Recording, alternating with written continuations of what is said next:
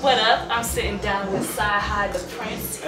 He just killed Denver one time. Yes. How you feeling? I'm feeling good. Feeling great. This is your first headlining tour, right?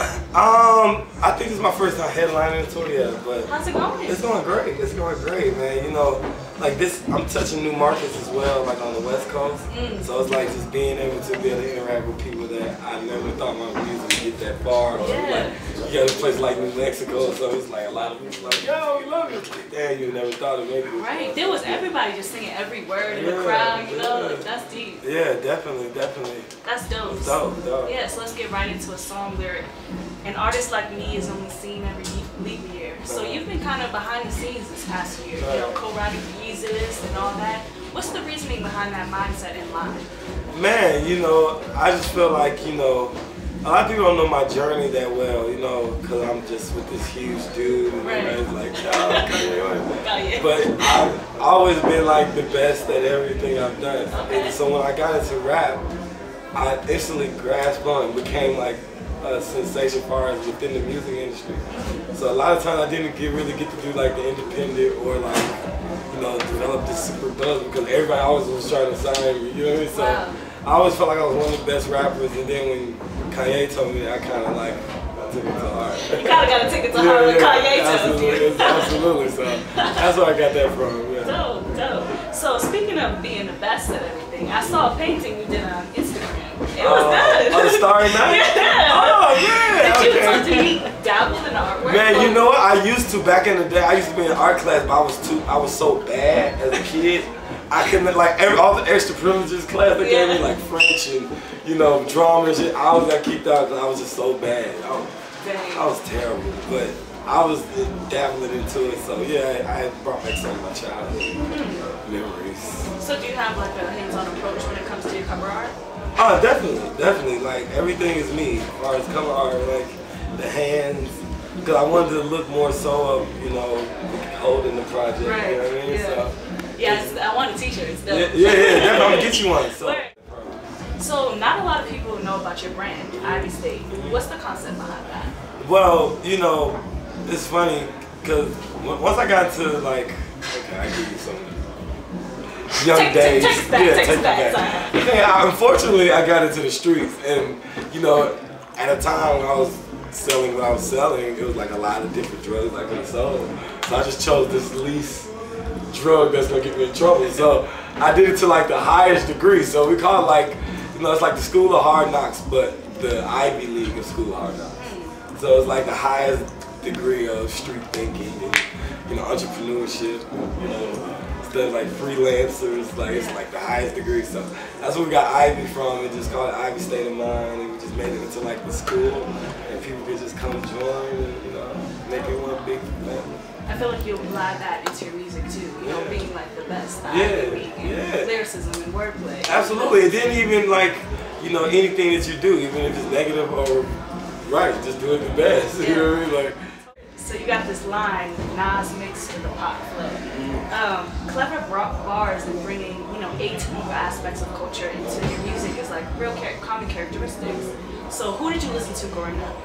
Man, I'll tell you, it's crazy. Well, I didn't listen to a lot of pop growing up because what happened in my household, I couldn't listen to rap till I was about 15. Like I've heard rap, like when I would go to the parties or like go to skating ring or something, it'll play, but in my household, just be in the study and listen to it, there was none of that. So I was like blues, jazz, gospel, different things like that. So the Jon Connor saying blues. Yeah, exactly. So at the end, so what happened was, once I got into rap, I was intrigued by like East Coast rappers.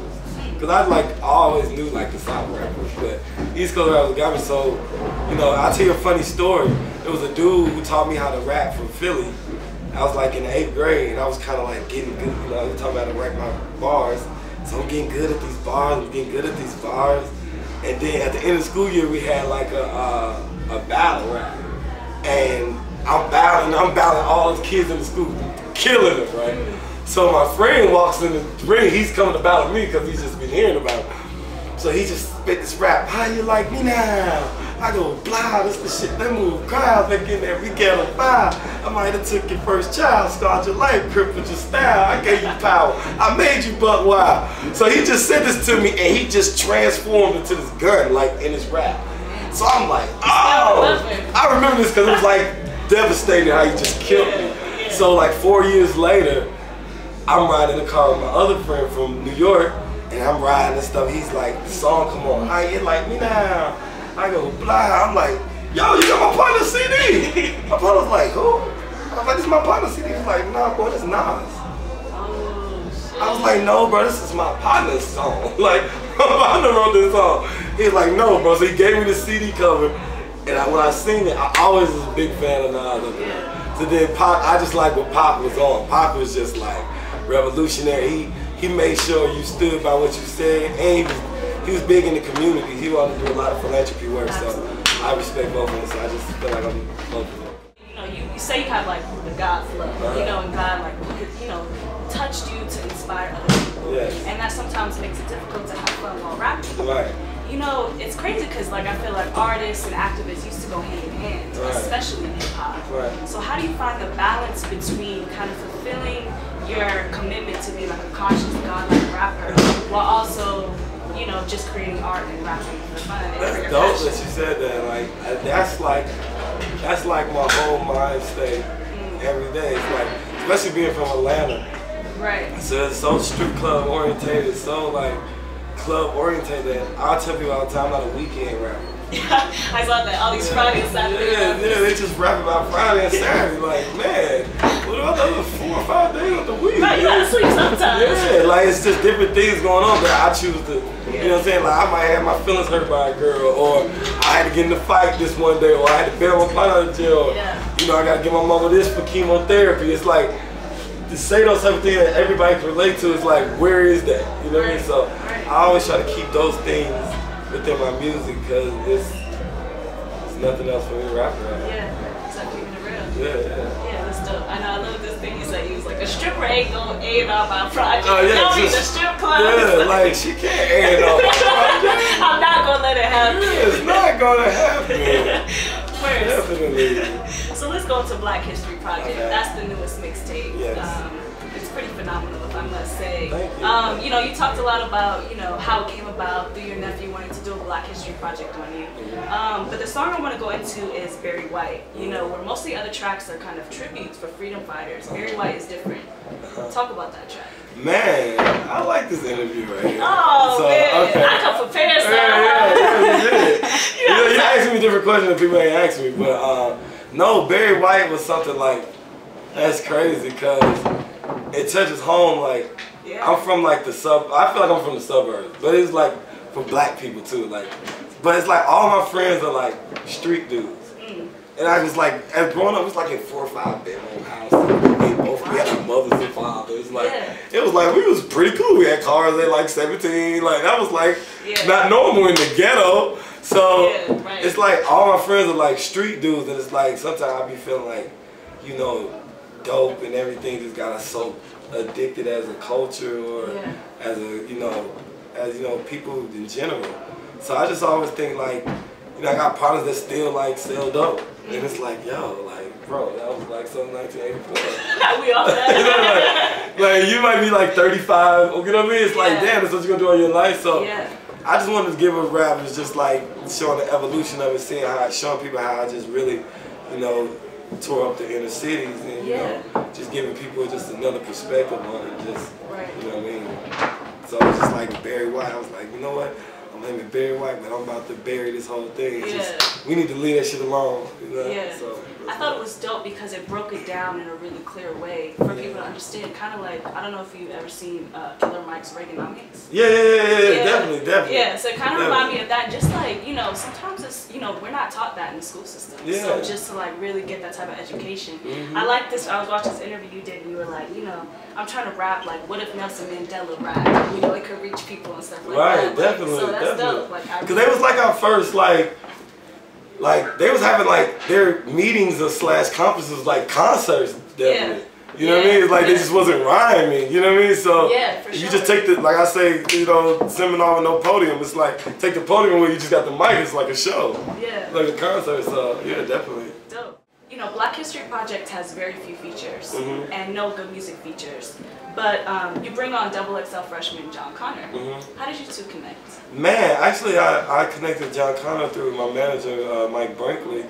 It was just something where he played me a song. I looked him up. It was like, man, it's this new dude, Jon Connor. You should check him out. And I looked him up. I was like, oh, he's super cold. So then, you know, I like artists like that. Like my favorite artists are like Kendrick and G.O.O.D. Like, oh, right. Yeah, that's like if I could have brothers, those would be my two brothers. You know what I mean? So Coretta isn't your average song about women in hip hop. Right. I'm interested in how that song came about. Oh man, I used to like this girl, man, from LA. And I was trying to like, you know how girls be like so caught up into like being with these rich baller dudes.